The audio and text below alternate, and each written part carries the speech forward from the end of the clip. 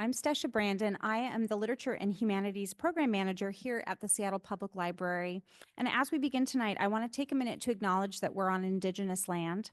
Here in Seattle, these are the traditional unceded territories of the Coast Salish people, specifically the Duwamish people. We honor their elders past, present, and future, and we thank them for their stewardship of the land. Welcome to tonight's book group collaboration with KUOW. Before we get started, I just have a couple announcements.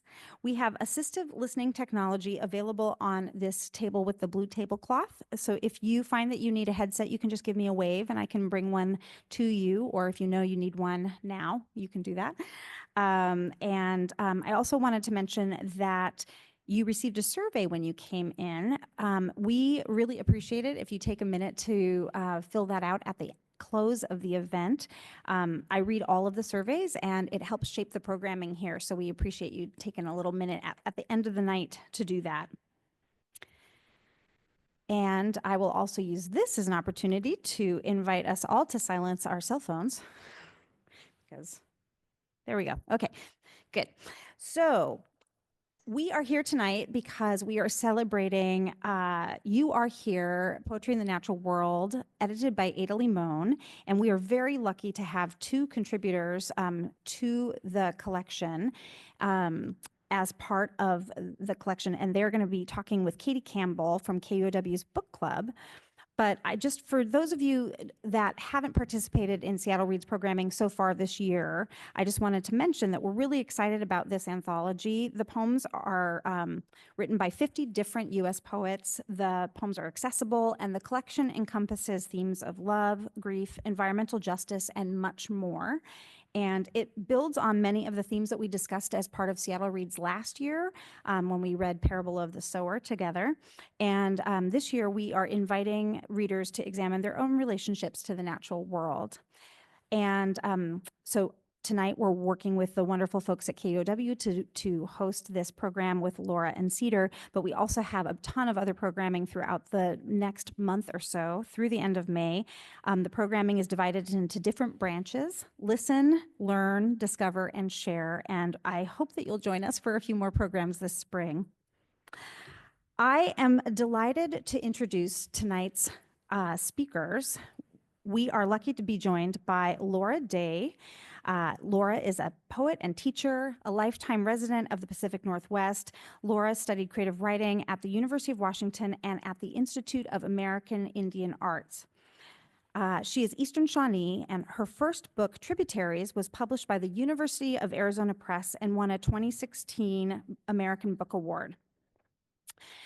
Day has held residencies at the Hugo House, Tin House, and Jack Straw, and her latest book, Instruments of the True Measure, was a winner of the Washington State Book Award in 2019, and Laura's poem Bad Wolf is included in You Are Here. Laura also has been involved in our guest curator program this spring because she was the poet planner for Poetry in Public. And so we will also be doing some Poetry in Public programming. Say that 10 times fast. We'll be doing that throughout the spring as well. And we also have a few Poetry in Public chapbooks to give away. If you feel inspired that you want to write your own poetry, we have some chapbooks on the table there. Laura will be joined by Cedar Sigo. Cedar was raised on the Suquamish Reservation in the Pacific Northwest. He studied at the Jack Kerouac School of Disembodied Poetics at the Naropa Institute. Sigo is the author of All This Time, Royals, Language Arts, and Stranger in Town. Of his work, Ron Silliman writes, Cedar Sigo is a Frank O'Hara for the 21st century. Witty, erudite, serious, with a terrific ear and eye for the minutest details, at home in the world of the arts. In 2022, Sigo received a poetry grant from the Foundation for Contemporary Arts. He has taught at St. Mary's College and Naropa University and lives in Lowfall, Washington.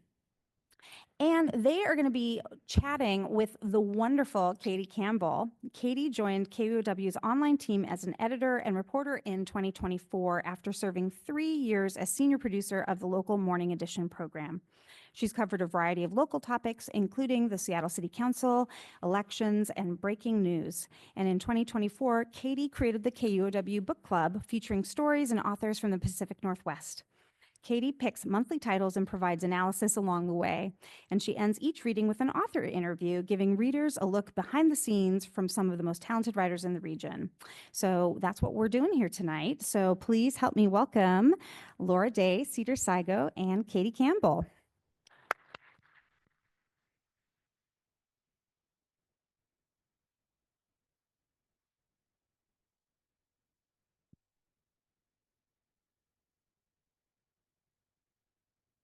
Thank you so much, Stesha.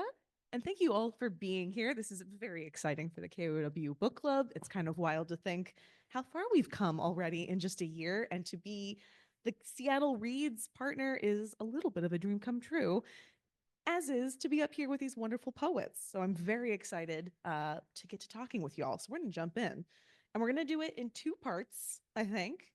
I want to give y'all time to honor and talk about your individual works that are in You Are Here, and then we'll get into the collection as this wonderful cohesive work. So Cedar, let's start with you. You're going to be in the hot seat for me. Okay. Let's have you start by just reading your poem that is in You Are Here, if you don't mind. Okay.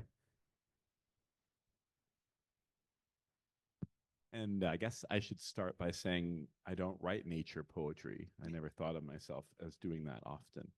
Although, because I'm native, people look to me for answers about nature all the time, awkwardly enough. But this is called Close Knit Flower Sack.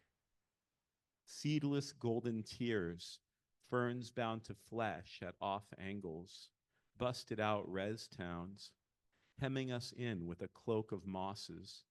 The orchestration needs tufts of black shadow, incidental notes to weigh it down. The blanket depicts a field and loon. I said we once formed kingdoms at the foot of a vanishing stone. What was it I said that they said? Vividness is self-selecting, several points flowing together in stonework. I only use words like stones because we are far away. We corrupt a landscape through the planting of foreign flowers. Borders are often theorized as division, wending along with a spot of sunlight the bone frame was made for. No such shock knit within terror, yet the skeleton stood up to it. They are not artifacts, but fit to our hand, our daily voice, the short mouth line erased. The marsh revels in its glitter and occasional cranberry. The subject is left purposely unstable. We will not be robbed of continuum. The shells fly out from the dress on strings according to demands left in the music. Certain stories are told in full frog regalia. The music is allowed its wet set of wings and room to lie down. Words arranged for prayer are in fact geometric forms or portraits of poets themselves, uncovering the dictates of a graven line. Orlando, are we even allowing ourselves the present moment anymore? There are still two blankets that sit on either side. Reimagining can take place at the root of time. Out of all necessity, we convert the elements as a matter of course. I think that deserves another round of applause. Yeah. Yeah. I especially love the line, we corrupt a landscape through the planting of foreign flowers. Like there's just something that it just grabs you, and the full frog regalia, just the choice of words. It's wonderful. Can you take us to where you were when you wrote that poem? What was around you? I was house sitting in Queen Anne. And yeah, and Lots of foreign flowers. yeah, yeah, exactly. And the thing about this book was that the turnover was really fast, and Ava knew that and sort of was saying, "Well, you're welcome to be part of this, but the turnover is really quick." So a lot of times, I just started making any. I was kind of terrified at the prospect of writing something about nature because, as I said, that's a secondary mode for me, or so anything I thought about the natural world, I just jotted it down in a panic for like a week and a half. And then I just looked back at those notes. And I think for me, oftentimes when I do that, the first round, it's very manic and I'm not sure what's there. I can barely read my bad cursive. But if I return to it, a lot of times, and I don't get super self-hating about it right away, then I can see there is something there and I can expand those notes. So it was a very ordinary experience, kind of like going fishing, but really needing something. Sure. Yeah. You got to deliver to I was hungry. Yeah. I want to ask about the structure too. For those of you who have the books with you or are able to look at it later, I believe it's on page 50. Oh yeah, where is I have it. Actually, no, it's not. Oh. We'll look at Oh, it yeah. for you. It is 72. I was, 72. only 20 off. It's the structure of it. Most of the poem at the top is, it's slid left, if you Yeah. will, and then it structures more to the right. Can you talk a little bit about what that means for those of us who don't write poetry for a career? Yeah. For me, I feel like in poetry, too often the words feel like little soldiers corralled on the left-hand margin of the page and barely pulled out from the page. So I like it to look like a blueprint of an abandoned building. I mean, I like it to look fragmentary or something different. This one, it seemed like I was kind of utilizing like a column structure.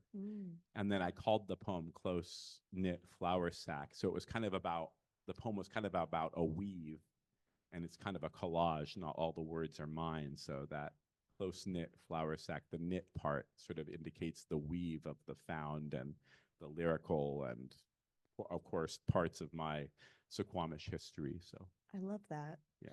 So I wanted to ask you, my next planned question was, what does this poem say about you as more broadly as a poet? But I love what you said about being Indigenous people look to you for things about nature. So I don't know that it says a lot about you as a poet, but can you Yeah. talk a little bit about that expectation and maybe how your work doesn't fit it? Right. Well, the expectation, I think, is there, and it is valid in the sense that each tribe in this nation, they had to court the landscape around them and fashion a whole lifestyle out of it. Medicine, housing, songs, animal care, all of that. And each one of those environments from which these things were fashioned were different.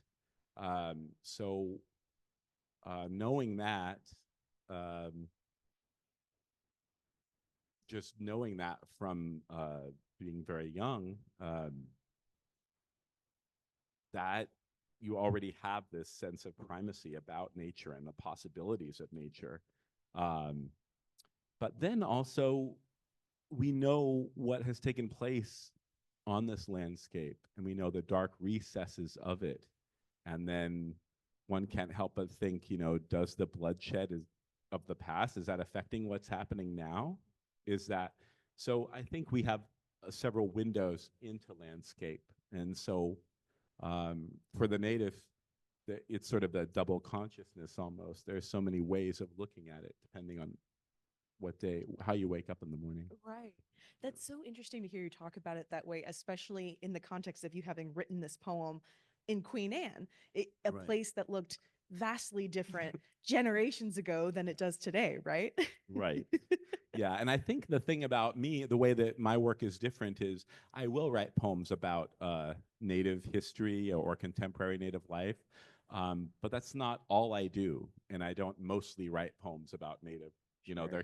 They're a handful, but I found it was like a straitjacket, at least being a person of color, writer of color in this country, especially in the 90s. They expected everything to be beaded and feathered and blah, blah, blah. So I was never thought of as a stylist. I was always an experimental writer in terms of my approach, but people didn't know what to do with me, my own people, and also, the sort of academic poets in San Francisco where I was plying my trade. So, very much a sort of an outsider feel. Yeah, amazing. Yeah. Well, I want to turn to Laura now as well. Can we have you read your poem, please? Sure, thank you.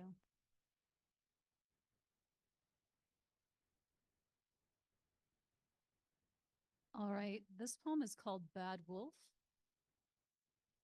I husk the houses from the land, each one as similar in size and shape as the battered crates behind the shipping store.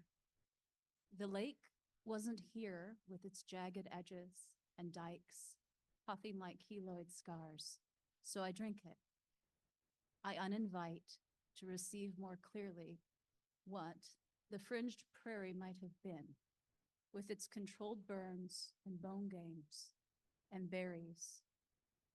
In language class, I'm learning the story of the wolf who is perpetually punished for his bullyish pride, made to pursue a hornet nest and drown in his own reflection's snout, gleaming with the honey he was hoping to bite. I repeat the phrases and parse pauses from stresses. The markers I seek are nearly impossible to find. What is under this water and what was once water? Here where a trail once crossed, people gathered, then the hop farmers dug axe heads and projectile points, still bearing the scar from the plow. Within 5 miles, the battles of the first treaty wars are under the barns and soccer goals and signs allowing recreational drone flying. At the prairie, a solitary Douglas fir's high branches start well above my head, telling me it was once one of many. I must move the tendons of my chin and hold my tongue differently to string together the consonants in my language. To say wolf, I have to open my lips into pantomime of alarm. Beautiful. Let's give that a round of applause. When we were here a month ago, opening up Seattle Reads, the line that had stuck with me was, to say wolf, I have to open my lips in a pantomime of alarm. When I revisited the poem in preparation for this evening, the lines that I turned to were, at the prairie, a solitary Douglas fir's high branches start well above my head, telling me it was once one of many. It was interesting to me how different parts of the poem spoke to me at different times. And I want to ask the same question I asked Cedar. Can you take us to where you were when you wrote this? What was going on around you? What was going through your mind? Sure. So I was in Bonnie Lake, which is a rural community to the south of us. And I was trying to find certain markers. And particularly, I was hoping to find markers that indicated elements of the treaty wars. And I did find them. They were in little suburban kind of complexes tucked away. Some of them were on kind of obelisks that were impossible to read, and some of them were behind the target. So that's the actual kind of physical location of the poem itself. And as Cedar mentioned, the poem came fairly quickly. It was a rather rapid call. And I was at that time learning Shawnee kind of mythology in my language class. So I had that on my mind and the two concepts joined. You've both mentioned that now, that this was kind of quick. Do you think Ada was getting at something with that? Was she trying to put you into this moment, or is that just kind of how the work works? I couldn't really speculate, but for me, it was very effective. You know, it gave me a little bit of permission or Yeah. openness to more brevity Sure. than I usually approach poetry with. And sometimes I think that that's a really wonderful constraint. Deadlines can be a blessing, even if they haunt us. And I want to ask the same question as you, or of you as well. And what do you think this poem says about you more broadly as a poet, as a creative? Does it say anything about you more broadly? You're laughing. I think every poem is kind of an artifact of a moment in time. So I think that it does indicate some of my great sort of poetic interests. One is kind of being on the land and kind of peeling through different layers of land. And the other, of course, is just language and how impossible it is, how as soon as you say something, it's gone. So I think it is a revealing poem in that regard. And I'm also kind of pleased to note that in the context of this whole anthology, it's deeply connected to the land it was written on. So you get this great scope of place within the anthology. So I think it also reveals place. a lot of places too. There was a lot of different takes on the natural world. Everything from, of course, climate change to a place shared between a couple as someone was dying. There was a lot of different ways that people connected. And you know, one thing Sesha mentioned in both of your introductions, you both now talked about it. Laura, you're Eastern Shawnee, Cedar, Suquamish, both lifelong residents of the Pacific Northwest, which is itself an especially incredible slice of natural world. And I wonder how your identities and life experiences as Native poets, but also as residents of this unique region, how did those things, those experiences influence your work, this work and your work more broadly? We can start with you, Cedar. Sorry. It's okay. Um, uh, I mean, my father was a curator of the Suquamish Museum that came to be in the 1980s. He started it with an exhibit called The Eyes of Chief Seattle. So ceremonial objects and old Curtis photographs, Aishel Curtis and Edward Curtis, I was surrounded by archives when I was younger. So you would think that would grant permission, but it actually terrified me because my dad seemed to know all the data. And I felt like if I got something wrong, the poem was irrelevant or something. So that wasn't, how it should function, but that's just the way my brain seemed to suck it in. But then I was visiting out here, and I was leading a workshop out in Columbia City. And I wrote the assignment for the class, the free write, the timed write, was Things to Do poem. And I wrote a poem called Things to Do in Suquamish. And there's nothing to do there. So it was very easy and fun to write this list poem. And then after that, it seemed like I wrote that playful poem, and then all the elements of the experience were available to me in a way. As long as I didn't ask too much too often. How about you, Laura?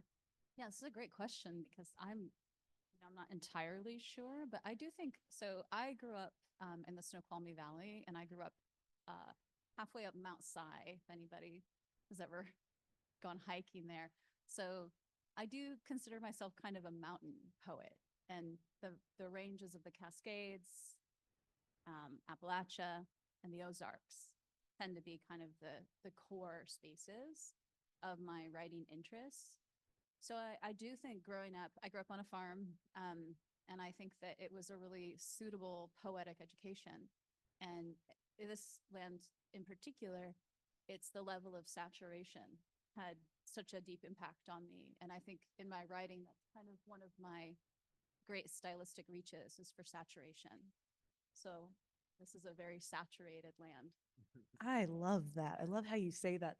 In running this book club and reading stories specifically out of the Pacific Northwest, I've kind of noticed a flavor that books and authors from here have. And part of it is that at some point, everybody seems to find time to mention the mountains, to mention the beautiful old growth forest, or just to simply describe, a beautiful evergreen tree. And there's something really unique in that even if it's not part of the story, it's part of the story. Does that make sense? Do you feel that at all as creatives? Is it just in you at this point? I think the eeriness of the Pacific Northwest is Ooh. in me, like a David Lynch version of the Pacific Northwest. It's not so much Basho's version or something, or Gary Snyder's version of the Pacific Northwest. It's much darker. And I think of I don't know, sometimes I just think of the Northwest as like a form of cinematography that I'm chasing, not so much a set of characters or, a prayer to nature or anything so contained. It's much more sinister. I mean, like Ted Bundy, the Green River Killer. I mean, well, let's not, they're part of nature. I mean, this whole thing. I mean, I just think those are the vibes out here. That to me, that's part of, and I love that nature poetry now. There's like queer nature anthologies. There's what do Black writers think about nature? How does slavery show up in the landscape? Let's get real about nature. Well, even when you said Ted Bundy and the Green River Killer, they're certainly not the first, serial killers of a sort to ever touch on this land and leave scars on it. So it's not as precious as sometimes nature can lead you to Certainly. think it is as a subject. It's dangerous. How about you, Laura? Yeah, I mean, I do think a lot about how, growing up in this space, I think it impacted my field of vision. The sounds probably impact the sound of my accent. Um, and I do think that there's maybe an inherent capacity to notice layering in a landscape like this, to attune really physically to seasonality because it's unavoidable. And also it's a space where the landscape changes really radically within a space of a day's travel. So I think that has an incredible, to me, it's this incredible telescoping, like closeness and vastness Yeah. that I think is connected in my mind to this region. I love that. This is why you do words. Too, I wanted to have you both read your poems because I first listened to the audiobook version of this book, which I highly recommend to everyone. There is something to poetry, at least for me, where I prefer to consume it as like performance in a way. I love having someone speak it to me, especially the writers. And there was one poem in particular that it was written in both the native Hawaiian and in English that like really took my breath away. This is on page 36, and I'm going to do my best just to say the title. It's Aya I Hea Ka Wai O Lahaina No Ka Malu Ulu O Lele. And this is by Brandy Nalani McDougal, Nalani McDougal, pardon me, Dana Naone Hall, and No'u Ravilla. And I don't know if y'all read this one, but it spoke to me in the way of poetry as performance. The audiobook reader read both beautifully, and it was really like incredible. I guess how is the spoken poetry different for you as writers of poetry? Do you think of it? Do you think of that element of it when you're writing? It's kind of a big question. I think of it a lot as an audience member and a reader Mm, because it does feel kind of like an alchemy when you go to a poetry reading. I know I've had experiences where maybe I was ambivalent about the poem on the page and then I heard it read mhm. and it changes it. I haven't had the reverse happen, but so I think, it's hard to know, it's hard to be so kind of meta that you can think about what's happening in your kind of mind's ear as you're writing, but I'm sure that is a huge part of how we think. Mm. And possibly poetry kind of emphasizes or encourages even more of that. But I know, like, I always read a poem aloud through its sort of genesis, its revision, and you can't lie to yourself, or for me at least, I can't lie to myself quite as effectively Mm. if I'm reading aloud as I can when I'm reading just with my eyes. So yeah, I think it's a pretty interesting and critical process of poetry. Can you say more about that briefly before I turn to Cedar? What do you mean by lie to yourself? Well, I think that maybe this is something that's different from person to person, but I know if I read something aloud or even say it, I'm just more attuned to if it doesn't feel right, I can hear it in my own voice. But if I read it on the page, I often think that I've perhaps been educated to kind of give it some grace across the page or feel a hierarchy where I should trust the page more. So I think that it's a really powerful tool because for me, at least, you are your voice and you listen to it. Again, I love how you put that because it makes me think of how we prioritize or value written tradition over oral tradition, for example, with storytelling. So that concept of prioritizing what ends up on the page versus how it sounds is fascinating. But Cedar, what does the spoken form of poetry mean to you differently? Do you think of it differently? Um, well, I don't really think of it differently. One thing that I do, I use reading for editing. Like, I was really excited to read a piece last summer at the end of a reading, and I read it, and I've never read it again and never published it. I thought it was so great, and then I read it. It was like, oh, okay. It didn't sound right. It wasn't all that, you know? So in that way, you are listening to yourself. You're kind of editing and realizing, wow, this is falling flat, or, um, and then, I mean, so I treat readings almost ceremonially, like, I just make sure I have my water, that I'm well rested, that I didn't, overextend myself before the reading. And then you can get to the point where the poems are reading themselves. I don't know if you've ever had that, but that's the best, and it's like singers, when they close their eyes, clearly they're going somewhere else. And you can do that when you're reading poetry, and it doesn't even have to be very performative per se. You don't have to have poetry voice to reach that point of intoxication. Intoxication by words. Can you say more about what you mean when you say the poem's reading itself? Yeah, well, when that happens to me, the way that I broke the poem. I spoke about blueprints earlier, and when that's happening for me, it feels like the blueprint is sort of crystallizing and lighting on the notes as I'm following through the poem. But again, you can say all you want about it, but you're not going to quite duplicate what it's like to fall through the wind tunnel, But I think that like I was saying, I think the poems writing themselves is dependent on your preparation, not reading to the mirror. Don't use up that energy that you need for the reading. Don't get in a fight with your partner 20 minutes, because that's the energy you're going to need for the reading. So it's almost like an athletic performance, or it can be. Wow. Yeah. That was like a poem in and of itself, that answer. Thank you for that. I wonder too, do y'all have like a person in mind when you sit down and put pen to paper? Like, is there somebody you are thinking of and when you write, who you write for? Laura, you kind of looked in the direction maybe of your family. Did I see that correctly or no? Or they totally, you're like, I get them out of my mind. I'm not going to put them on the spot at all, but I do. Yeah, I think that, I think about everybody I love a little bit when I write, and I think about myself. Sometimes I think the great thing about poetry is to me at least, it's an incredibly disciplined, analytical art and craft.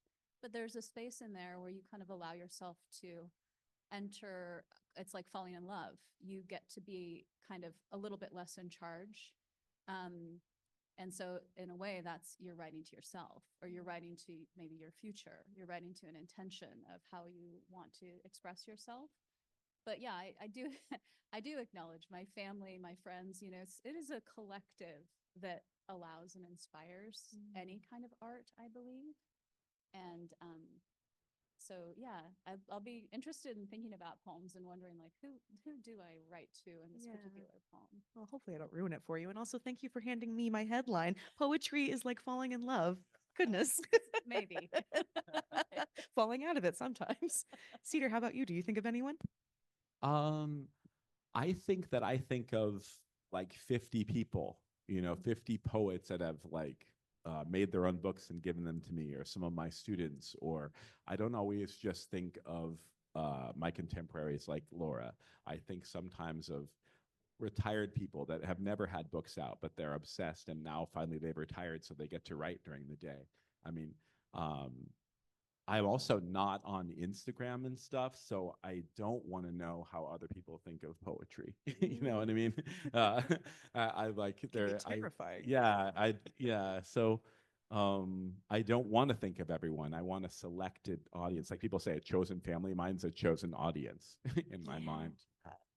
I always worry about asking creatives and writers, especially about their influences and their inspirations, because it can feel like a very like highfalutin question, and there's like this pressure to be reading fancy people. And shameless plug, we have a new podcast at KUOW called Meet Me Here, in which I'm going to be interviewing authors, and that's one of the questions we've been talking about is, oh, we have to ask the authors who inspires them. And I'm like, I don't know that I need to know that. I don't need to know what, again, like higher thinker you think the audience wants to hear you inspired by. I want to know what really inspires you. And I felt like I felt a little energy there behind your answer, Cedar.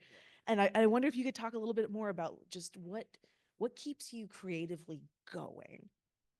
A lot of people that are my contemporaries, and they're artists, but they're not necessarily poets. They're painters, and they're send me paintings, and Or I just did a reading at City Lights in San Francisco, and my friend Amy Rathbone, she gave me a painting, a small painting after the reading. And say the question one more time. What kind of keeps you going as a creative? What inspires you? It sounds like these paintings. Oh yeah, help. I mean, people. I think what inspires me, like in what Creatively. What? Oh yeah, people. You were saying. Yeah. You So didn't sorry. ask about people. Right. Well, I think other practices, people that take their practice as seriously as I do poetry. I Mhm. mean, I'll deal with poets, but I feel like I almost have a quota on the number of poets. Sure. So, or people in bands. Or I love to go to an art show. I love to look at paintings I can't afford, Ooh, yeah. and try to get my artist friends to make a copy for me. Things like that. I mean, I just like to have fun, and it seems like I really like to have. I don't mean for it to be like this, but I feel like I'm only maybe friends with artists, almost not like in a snobbish way, but as a form of protection. Oh yeah. The reason some people are in academia, I have artist friends. Yes. Yeah. And apologies for the long wind up. I'm working on that too. So that's good notes for me. Like a picture, I'm like winding in there. How about you, Laura, though? What inspires you? Yeah, I think that I really enjoy like places and being in a place, particularly like for me, one that is maybe slightly adjacent to my personal history, not a place I know per se. And people really mystify me, artists, poets, carpenters, everybody. Um, so I do think that when I think of like what causes me inspiration or what sort of opens a particular gate for creativity, it's usually a place.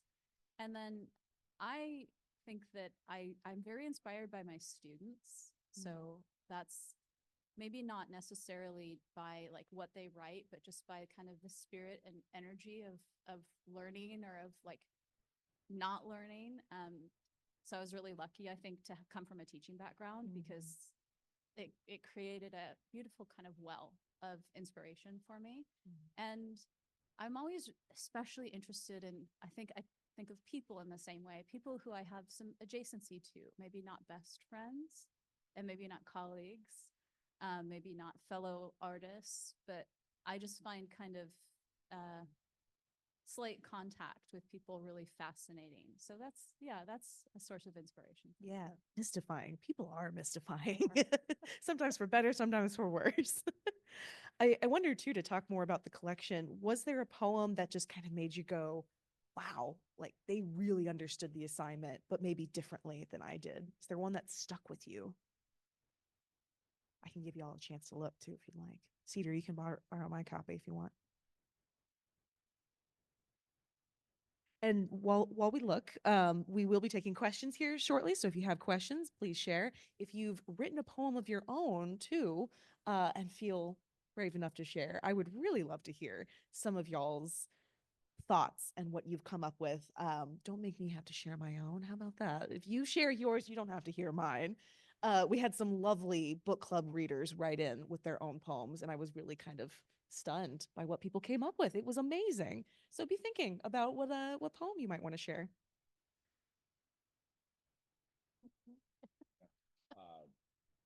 Yeah, I mean, my favorite in here was Joy Harjo's, who's a friend of both of ours, and yeah. Do you want to read it? Yeah, sure, I'll read it. Please. Yeah, it's called Eat, and Joy Harjo was the 23rd Poet Laureate of the United States and is a member of the Muskogee Nation. Grasshoppers devoured the sunflowers, petal by petal, to raggedy yellow flags. Squash blossoms of small suns, blessed by dewdrops, flared beauty in the morning, until an army of squash bugs landed and ate, then dragged their bellies from the carnage. Field mice chewed their way into the house. They eat anything sweet and leave their pebbled shit in staggered lines to the closet door. Hungry tree frogs clung to the screen, their curled tongues catch anything, with wings driven to the light. We found a snake hidden on the porch. There were rumors in the yard of fat mice frolicking here.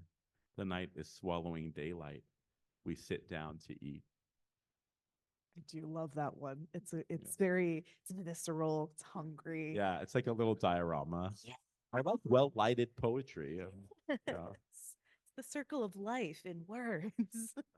Less animation, less Disney. And it's brief too. Yeah. Which one did you pick, Laura? Sure.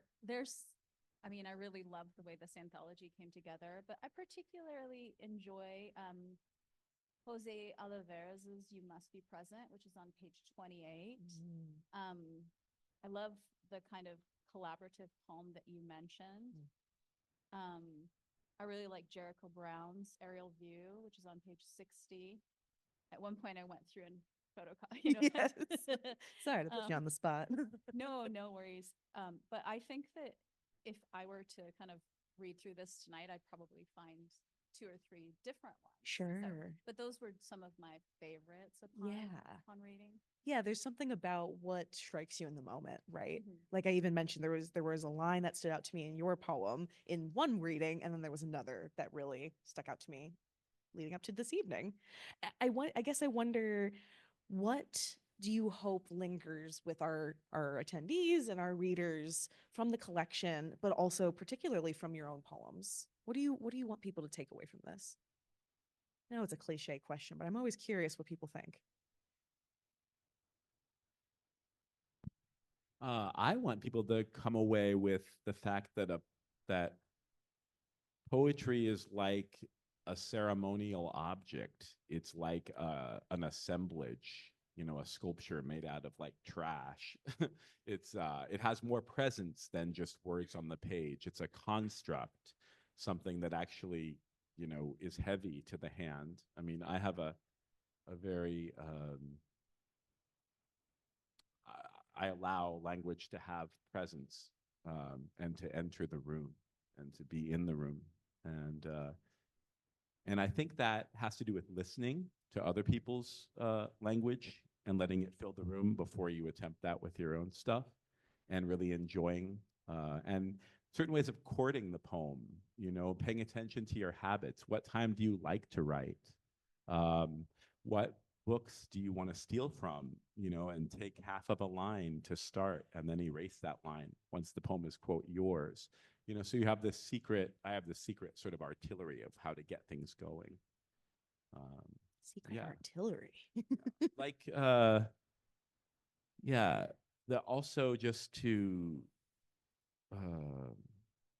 just to pay attention to what you want. When you want to write, you may have to work forever and never write at 2 p.m., but then maybe finally 10 years later, you're finally able to write at that time. And then what happens? What happens when you date a poem versus when you don't date it at the end?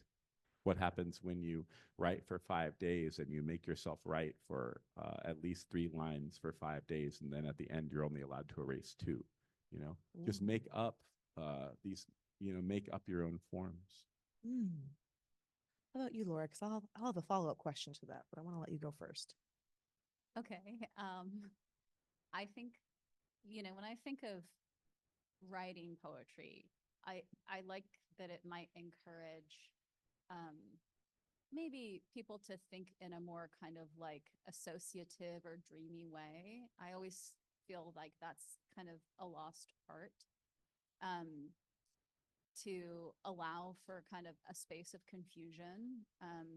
I think it's really wonderful to work really hard at something that doesn't seem obvious, something that kind of defies logic, that has its own clear interior logic, I think is just kind of a wonderful human habit. And then when I think more specifically about like this collection and poems that are grounded in place, I think it's really healthy, especially here, like on the North American landmass, to look at your places with more gravitas, a little more both kind of horror and honor and love. And I think a poem can really kind of create a little bit of a lens to that examination. A poem can make you think about your hometown in a different new way. So I love that in particular about these poems. I'm glad you mentioned the confusion before we got started. We were backstage and talking about, sometimes people can feel a little intimidated by poetry. It can feel hard to write, and it can feel hard to just read. Again, there can be this expectation of you have to read the right poets. And we were talking a little bit about how maybe bewilderment sometimes is the point, and to accept that can be really hard. But Cedar, I want to go back to you mentioned like writing 3 lines a day. How do you both sit down to write a full poem? Because I think, and this is a question for those who don't do it every single day, as I assume many of us don't.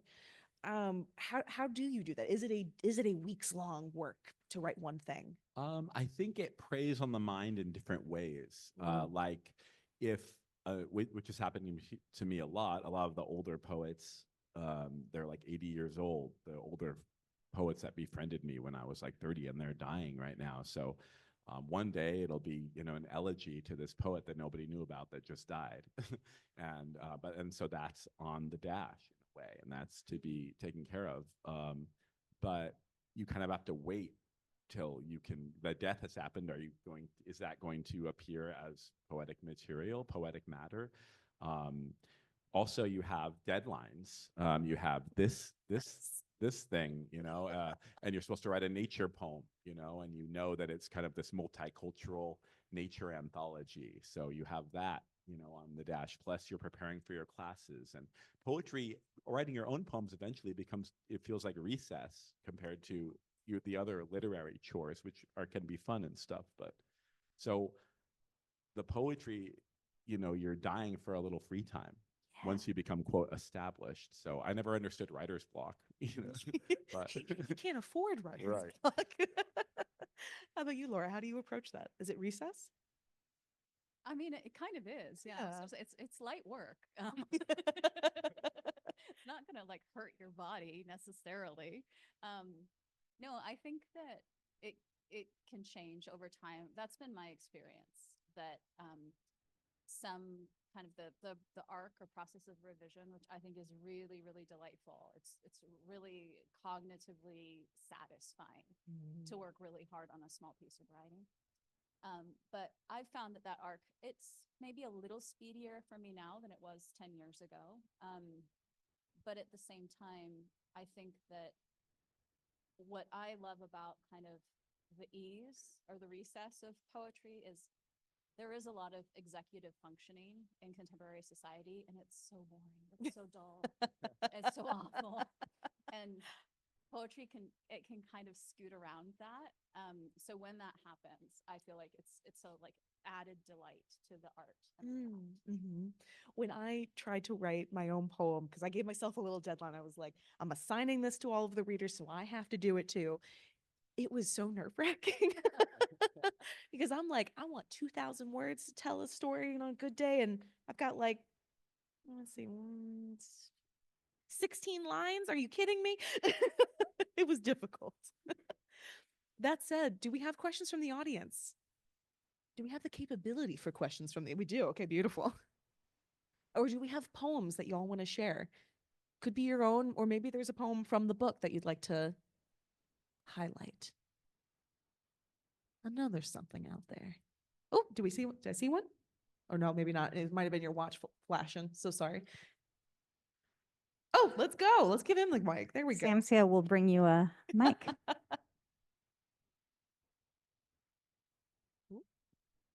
There you go.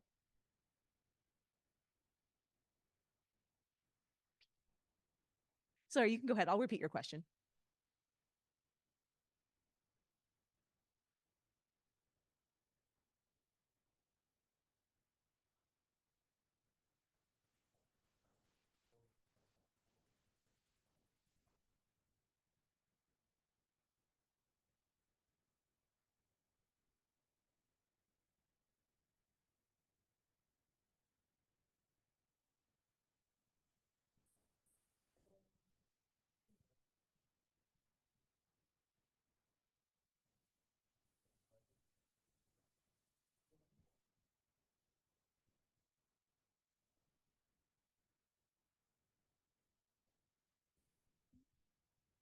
Just to repeat that for our online audience and for everybody, the question is basically, are you living in the shadow of the past and in what's possible in the future?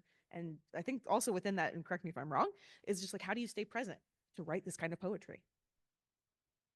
I love that. It's okay. Take a moment. Be thinking of your questions while they do. I'll start calling on people. I will.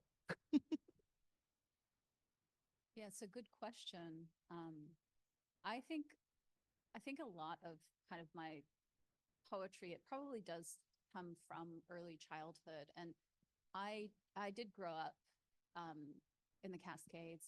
I don't think I had a concept of nature. It was completely accessible to me. So I had no margin that I left, nor did I have any natural fear. And so I think that in some way writing poetry, it's like trying to get back to that space. It also makes me think about like in my indigenous language, there's certainly no word for nature. There's no concept for nature because there's no binary. There's the othering that occurs. I was talking to my language kind of mentor, and he said the closest thing we have is really like the verb for to portage, to have to go through underbrushes. And so I do think that this idea of kind of even the worldview of nature is fixed to particular social constructs. And so in a way, so is kind of past, present, and future. But I do think a lot about past and the morphing that will occur on land, and that we are natural as well, regardless of what we do.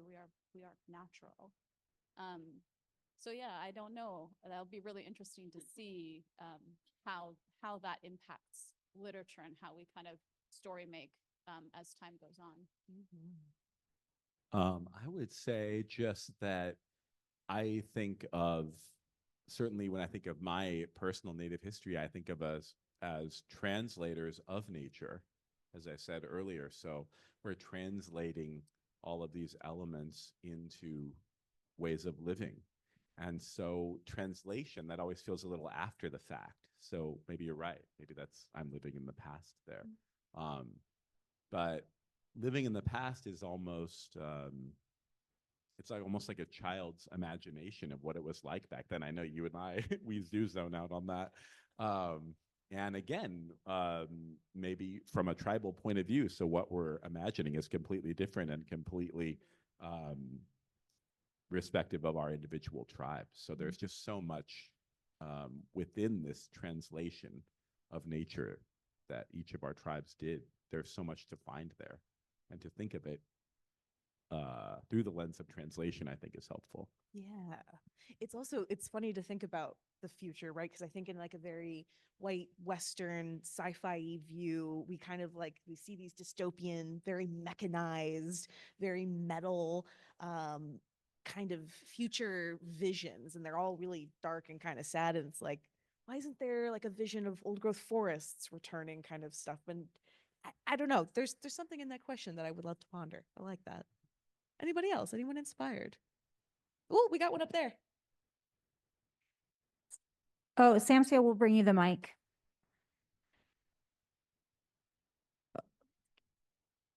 Okay, we'll call you next. Okay, thank you.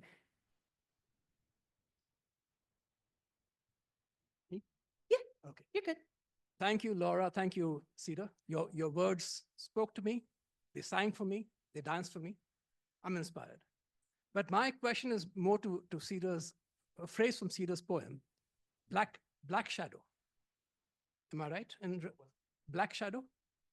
Yeah, Black Shadow, is that in there? Probably. Oh, wait. Right? Oh, tufts of black shadow. Right. Yeah. Now, Let's see, the orchestration needs tufts of black shadow, Right. incidental notes to weigh it down. Right. Yeah. Now, I'm going to diverge slightly and go into the Star Wars canon. Are you familiar with Blue Shadow?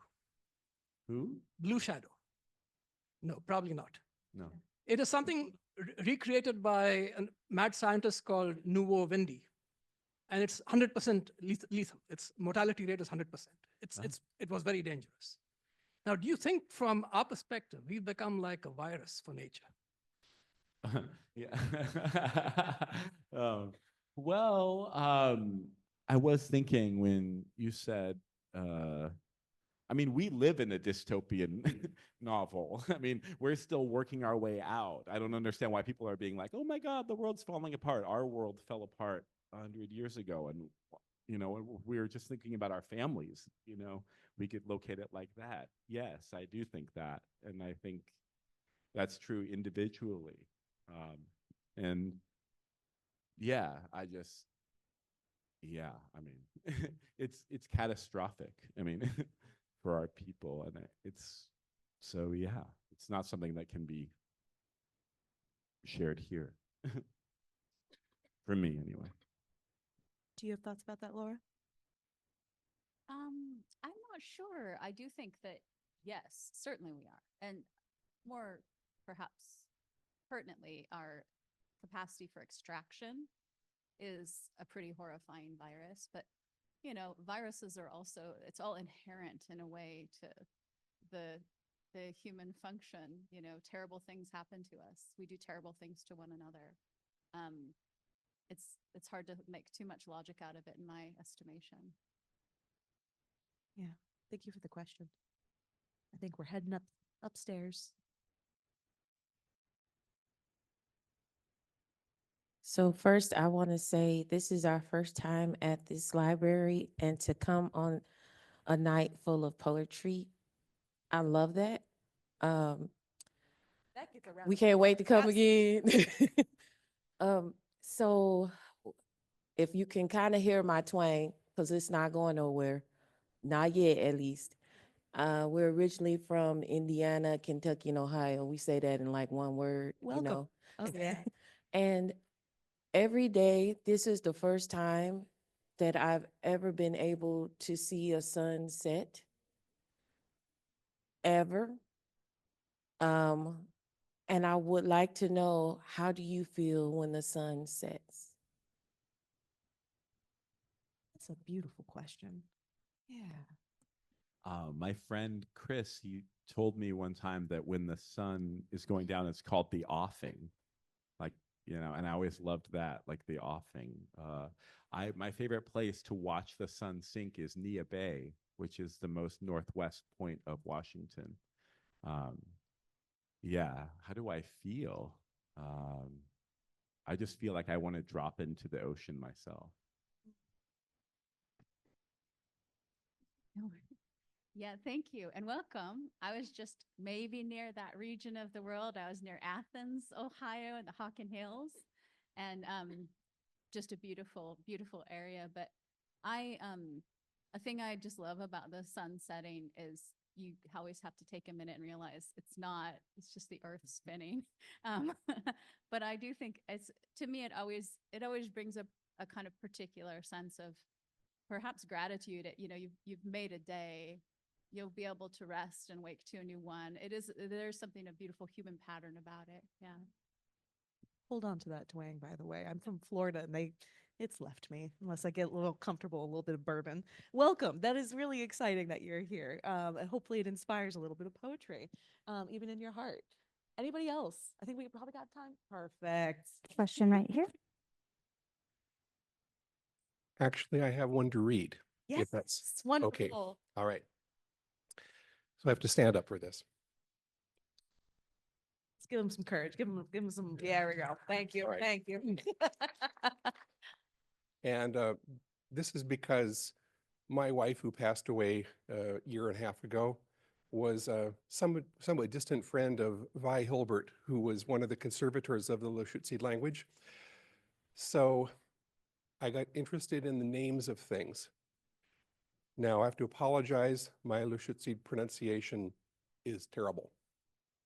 But how lonely is a mountain with one name? From the north to KUOW, breast of earth, giver of water. From the west, Dewak, who wipes the sky clean. From the south, Njakwiklu, the fountain of rivers. Now, on the many tongues which cannot form its names, merely Rainier. McKinley was once known only by the people to the north, Denali, the high one, and by the people to the south, Dikili Ka'a, the great mountain. Tava Ka'avi, sun mountain. He Otoyo, long mountain. Tus Pe, heavens touch earth, Pikes Peak. The same mountain, revered by different hearts in different tongues, is not the same mountain. and yet it is one mountain. Once each raised strong echoes in as many tongues as the peoples calling to it. If these echoes die away, what is left? In the poverty of one tongue, the mountain will remain, reduced in straitened circumstance, down to its last name. My goodness.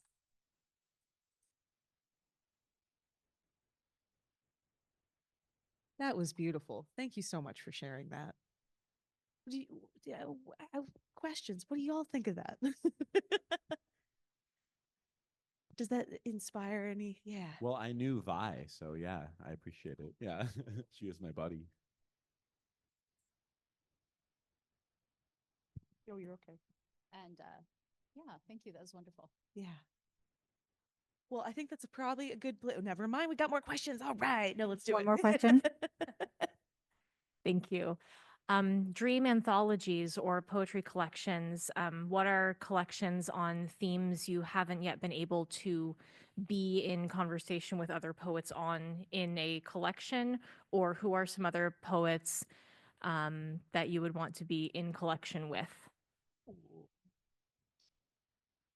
Well, an anthology that I'm in that's coming out this next year, that is kind of something different, is like I think it's like described as like a two-spirit native anthology. So it's like trans and queer native poets. So that's coming to pass, and I always wanted that, and now finally that seems to be possible. But I was just thinking of this. I mean, I've made all kinds of strange anthologies over the years, and I just make my own. If I don't see the book exist, I make a chapbook version of it.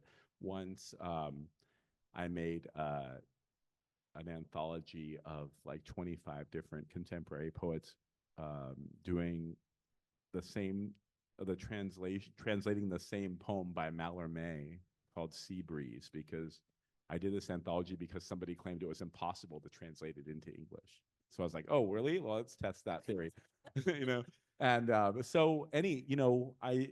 and I've also done a lot of like fanzines for writers that I think are like forgotten, and so I just take action sometimes and make it myself. But you have ones? I'm just thinking about it right now. I think it'd be really cool to have a anthology that's maybe curated by musicians. So an anthology that has kind of the spirit of the way that a band or an orchestra functions together, I think would be really interesting. Of course, I think multilingual anthologies are fantastic. Anthologies that center translation are really interesting. But yeah, I'd love to see like a sort of musically guided anthology. It'd be really interesting. Also, like artist writings. I love the writings of visual artists, and I think that could be I would love to edit that or something like that. What you said, Laura, made me think of Bushwick Book Club's current banned book series. They're doing music inspired by banned books. It's been fantastic. And I think that's progressing through the summer. I don't know why, Stasha, you're my authority on all these things, but yes. So I think it's going through the summer. If you haven't had a chance to check that out, it's a cool kind of look at what Laura was saying. And also, I want that two-spirit anthology for next year's book club. Anybody else? We have books for sale. I Oh, have that's new a one. good, yes. Yeah, I'll sign it. Yes, we have both the You Are Here and we have collections from both of our wonderful poets. And we have the KUOW table. I would be remiss if I didn't shamelessly plug that a little bit. We are your public radio station. If there's no other questions, I'll just say thank you so much to you both for giving us a peek behind the poetic curtain. And thank you to you all, whether you're brand newcomers or you've been here a million times. Thanks for taking the time to talk some poetry this evening.